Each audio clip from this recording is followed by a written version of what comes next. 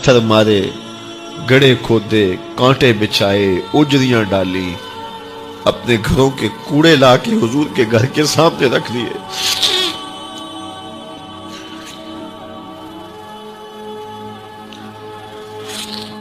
یہ کس چیز کی سزا دے رہے تھے میرے حضور کو؟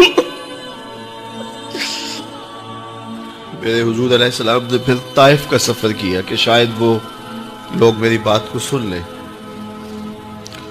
لیکن انہوں نے جو دردناک سلوک کیا وہ بھی تاریخ کا ایک انتہائی دردناک باب ہے۔